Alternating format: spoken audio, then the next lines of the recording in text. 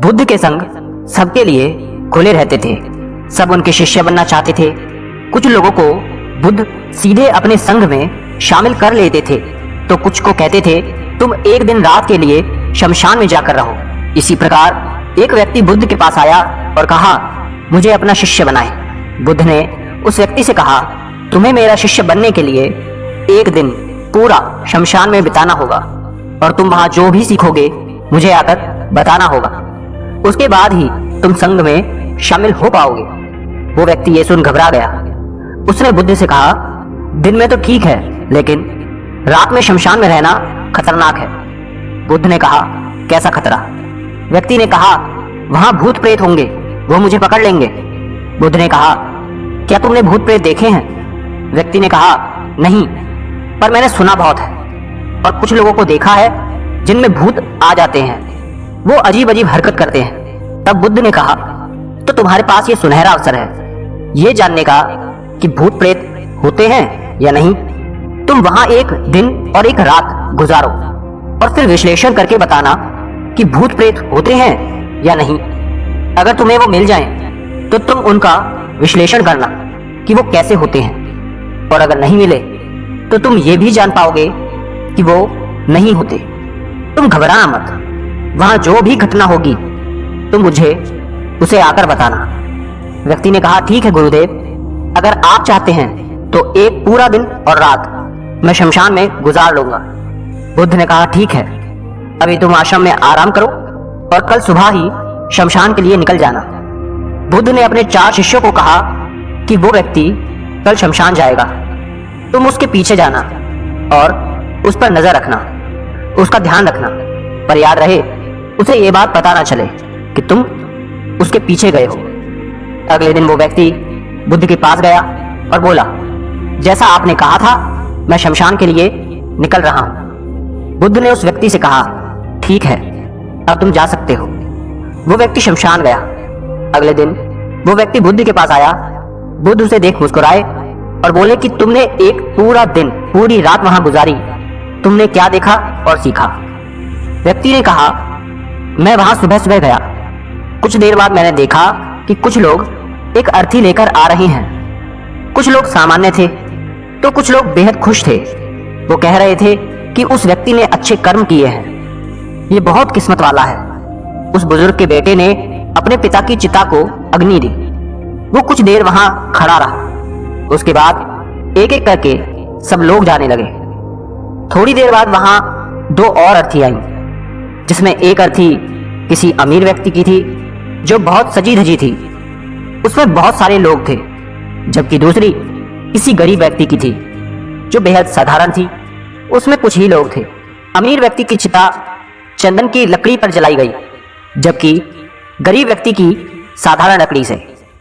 पहले अमीर व्यक्ति की चिता को जलाया गया क्योंकि वो अमीर था, जबकि बाद में गरीब व्यक्ति की। थोड़ी देर बाद दोनों व्यक्ति की चिता को जला दिया गया। उसके बाद सभी लोग वहां से चले गए, लेकिन मैं वहीं खड़े उसे देखता रहा। बुद्ध ने कहा, तुमने उनकी चिता को देख क्या समझा? व्यक्ति ने कहा, बुद्ध दोनों की चिता समान थी। दोनों के शरीर उस चिता में जल भी एक साथ रहे थे। उसके बाद दोनों उसमें जल गए। अंतिम में जो बचा वो भी एक जैसा ही था, उसमें कुछ अलग नहीं था।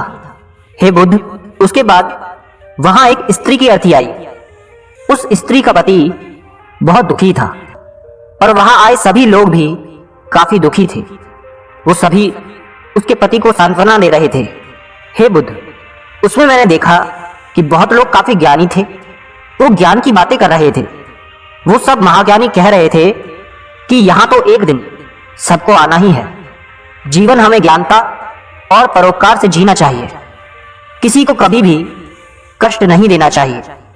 धन के पीछे हमेशा भागकर कुछ नहीं होता। अंतिम में हम सबको एक दिन शमशान में जाना ही होता है। उसके बाद वहां कोई नहीं आया और मैं पूरी रात वहीं पर रहा और अगली सुबह आपके पास आ गया। बुद्ध ने पूछा, तुम्हें वहां कोई भूत प्रेत दिखा?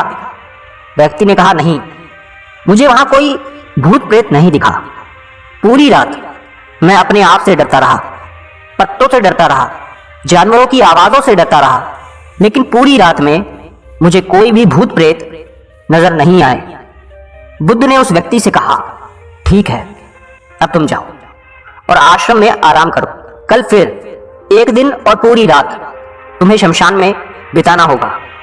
वो व्यक्ति ये सुन बोला, आप कैसी बातें कर रहे हैं? आपके कहने पर आज मैं पूरा दिन पूरी रात वहां पर रुका। वो समय मैंने कैसे काटा है मैं ही जानता हूं। अब मैं दोबारा वहां नहीं जाऊंगा। बुद्ध ने कहा, देखो, जो खास चीज तुम्हें वहां जाकर मिलनी है वो तुम्हें अभी तक नहीं मिली है। तुम एक दिन और वहां रुको, एक रात और वहां रुको, तुम्हें वो अवश्य मिल जाएगी। व्यक्ति कहता है, ठीक है, मैं आपके कहने से एक बार और चला जाता हूं। ये कहकर वो व्यक्ति आश्रम में आराम करने लगा। अगले दिन वो व्यक्ति फिर बुद्ध का आशीर्वाद लेकर वहां से शमशान के लिए चला गया। एक पूरा दिन बिताकर वो अगले दिन फिर बुद्ध के पास आया। बुद्ध ने पूछा, तो तुम्हें वो चीज मिली? व्यक्ति ने कहा, हाँ, मुझे वो मिल गई। बुद्ध ने पूछा, तो बताओ, तुम्हें वहां क्या मिला? व्यक्ति ने कहा, मैंने देखा कि कुछ लोग शाम को मुझे अर्थी पर लेकर आ रहे हैं। मेरे पीछे कुछ 15-20 लोग चल रहे हैं और मुझे 4 कंधों पर उठा रखा है। मेरे पिता आगे आगे चल रहे हैं। कुछ लोग मेरे ऊपर फूल फेंक रहे हैं और मेरे कुछ रिश्तेदार मेरे पीछे चल रहे हैं। वो लोग बहुत दुखी हैं। मेरे पिता और भाई भी बहुत दुखी हैं। कुछ उन्हीं में से दुखी होने का नाटक कर रहे हैं, तो कुछ लोग मेरे पिता को सांत्वना दे रहे हैं। वहीं दूर खड़ा मेरा भाई बेहद दुखी है। कुछ लोग उसे सांत्वना देकर बोल रहे हैं कि तुम ही अब सबके इकलौते वारिस हो। तो कुछ लोग कह रहे हैं, ये गलत हुआ, वो लड़का तो अभी जवान था, अभी तो उसने कुछ देखा भी नहीं था और उसके साथ ऐसी घटना हो गई। तभी मुझे अर्थी पर लिटा दिया गया और सारा क्रियाक्रम किया जाने लगा। मैं ये सब अर्थी पर लेटे देख रहा था। मैंने उस अर्थी से उठना चाहा, लेकिन मैं उठ नहीं सका। मैं सांस लेना चाहता था, लेकिन सांस नहीं ले पा रहा था, क्योंकि मेरे अंदर सांस नहीं थी। मैं अपने पिता को गले लगाना चाहता था, लेकिन मैं उठ नहीं सकता था। मैं अपने भाई को गले लगाना चाहता था, उससे कहना चाहता था कि तुम माता पिता का ध्यान रखना, लेकिन मैं बस लेटा देख रहा था, कुछ कर नहीं सकता था। उसके बाद मेरी चिता पर लकड़ियां सजाई जा रही थी। मेरा मुंह भी ढक दिया गया। मुझे अब उस चादर के पार कुछ नहीं दिखाई दे रहा। फिर उसके बाद मुझे गर्मी महसूस होने लगी। फिर मैंने देखा कि मुझे जलाया जा रहा है। मेरे हाथ पैर जलने लगे, मेरी हड्डियां, खाल सब जलने लगी। धीरे धीरे अग्नि और ज्यादा बढ़ गई थी। मैं वहां से उठना चाहता था, मेरा दम घुट रहा था, मैं सांस लेना चाहता था, लेकिन मैं ऐसा कुछ नहीं कर पा रहा था।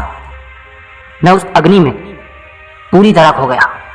मैं पूरी रात खुद को ऐसे ही जलता देखता रहा। मैंने देखा कि अंतिम रूप से मेरे पास केवल मेरी राख ही बची हुई है। उस पूरी रात ना तो मैं डरा, ना ही मुझे डर का एहसास हुआ। पता नहीं कहां मैं पूरी रात खोया हुआ था। और सुबह होते ही मैं आपके पास आ गया।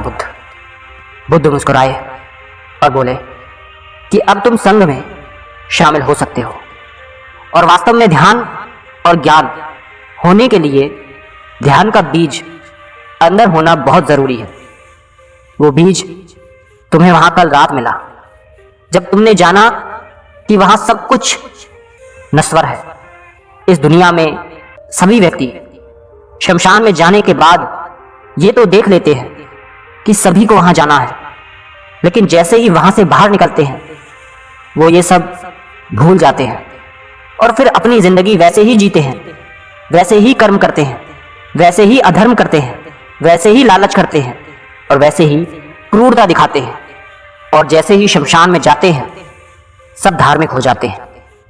पहली बार जब तुम शमशान में गए तो तुम भी उन्हीं ज्ञानी व्यक्तियों की तरह थे, जैसे कि वहां सभी महाज्ञानी व्यक्ति आते हैं। और जैसे ही तुम दोबारा वहां गए और आज वापस आए हो तो तुम्हारे अंदर भी ज्ञान का बीज उत्पन्न हो गया है। हम तब तक जीवन को नहीं समझ सकते जब तक हम मृत्यु को नहीं जानते। जो व्यक्ति बीमार है वही स्वास्थ्य के महत्व को समझ सकता है। जो ध्यान का बीज तुमने कल रात पाया, अब उसे तुम्हें लक्ष्य बनाना है और ऐसा विशाल लक्ष्य तुम्हारे अंदर उत्पन्न होगा जो सभी को ध्यान की छांव से परिपूर्ण करेगा। दोस्तों, आपने क्या सीखा इस कहानी से कमेंट में लिखकर जरूर बताना। धन्यवाद।